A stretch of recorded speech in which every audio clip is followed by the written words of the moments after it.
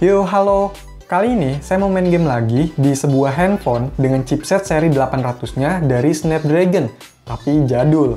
Ya, jadi ini adalah handphone limbah dari Jepang, yaitu Sharp Aquos 402SH, yang dirilis sekitar tahun 2014.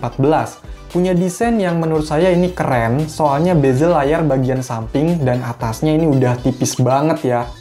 Untuk spesifikasinya, handphone ini punya RAM 2GB, internalnya 16GB, pakai chipset Snapdragon 801, quad-core 2,3 GHz, masih 32 bit, terus layarnya berukuran 5,5 inch Full HD dengan GPU Adreno 330.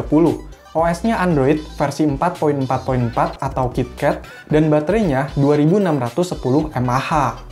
Kalau untuk kondisi handphonenya, ini udah banyak lecet, layar juga udah ada yang dead pixel, tapi masih aman touch-nya, dan bagian belakang nggak ada back cover-nya. Wih, ngeri-ngeri sedap ya. Nah, kalau dicoba buat main beberapa game yang mainstream atau yang sering dimainin saat ini dan pakai settingan tertingginya, kira-kira gimana ya? Ya udah, langsung aja gas main game. Yang pertama, saya mau coba game balapan, yaitu GT Racing 2. Game ini masih bisa dibuka dan untuk settingan grafik bawaannya di optimal.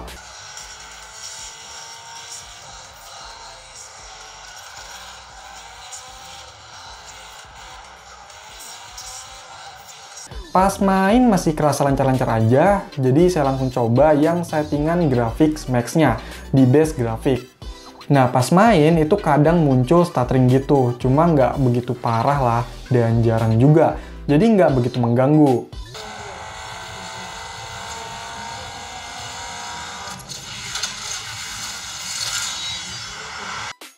Terus saya coba main game online yang populer banget, kayak Mobile Legends. Itu masih bisa dan dapat settingan grafik bawaannya di medium dan refresh rate-nya high.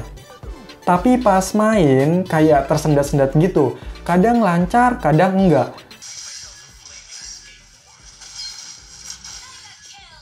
Nah, saya coba buat ubah grafiknya ke high dan hidupin yang lainnya. Pas main tambah parah, sering banget frame drop, apalagi kalau war gitu. Macet-macet lah pokoknya.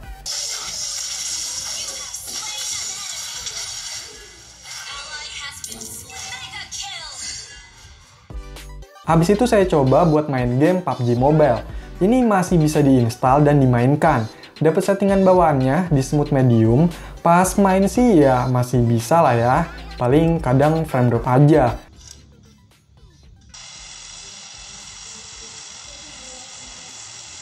Tapi pas saya ubah nih ke settingan mentoknya di balance medium, itu lebih sering banget frame drop, macet-macet, dan handphone jadi lebih panas.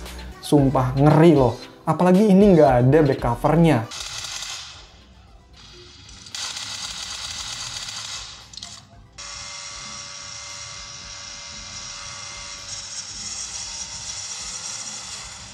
Lanjut, saya coba game Free Fire. Kalau yang ini udah pasti bisa lah dimainin. Dapat settingan grafik bawaannya di standar normal.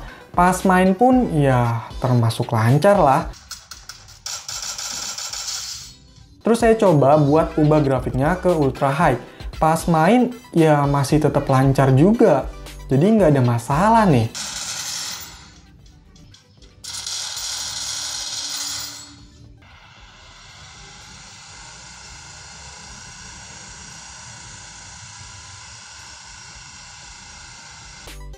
Kalau buat main Genshin Impact, itu ternyata nggak bisa ya. Soalnya handphone ini jalan di 32 bit, jadi nggak support.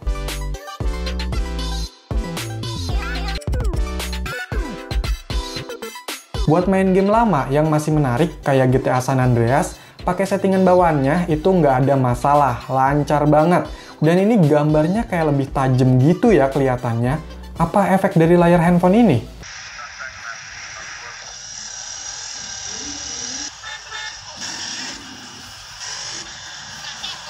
Nah, kalau saya ubah settingannya jadi rata kanan lah ya, baru itu kerasa banget frame drop dan sedikit macet-macet lah. Tapi saya rasa pakai settingan bawaannya aja udah cukup dan kelihatan bagus kok.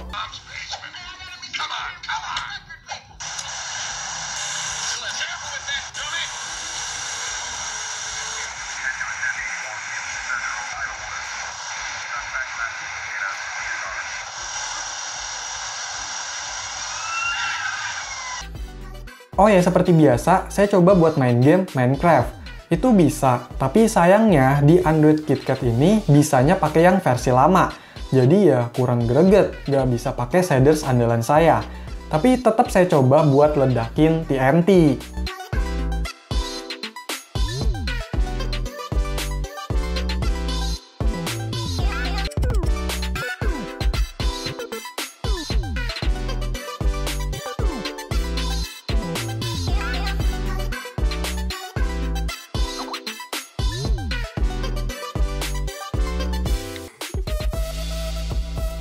Tapi ini cepet lancar lagi ya setelah ledakin TNT-nya.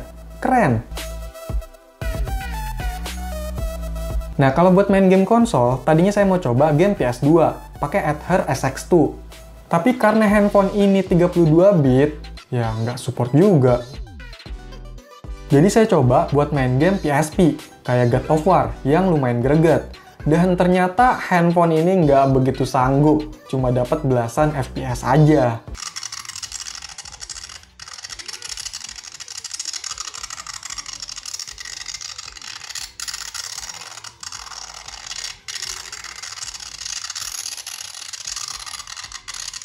Sedangkan kalau main game lain kayak PES 2013 atau Metal Gear Solid itu masih terhitung lancar. Cuma kadang macet-macet gitu juga sih. Dikit lah.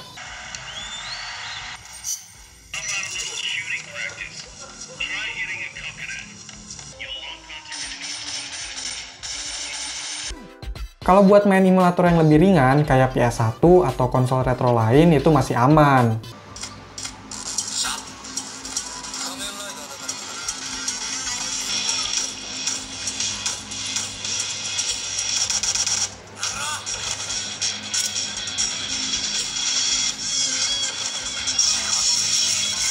Nah, jadi walaupun ini pakai seri 800-nya dari Snapdragon, tapi karena udah lama, teknologinya udah ketinggalan, pastinya untuk performanya juga bisa dibilang udah kurang memumpuni. Jadi jangan karena ini seri 800, bakalan kenceng, bakalan enak buat ngegame saat ini.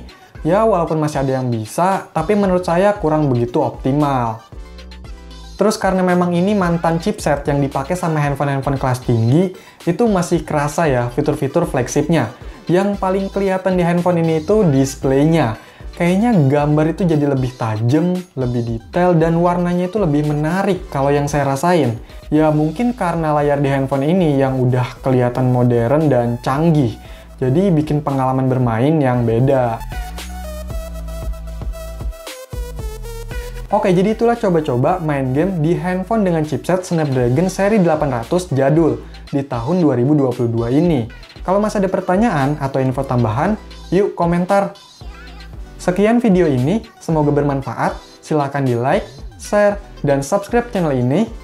Terima kasih.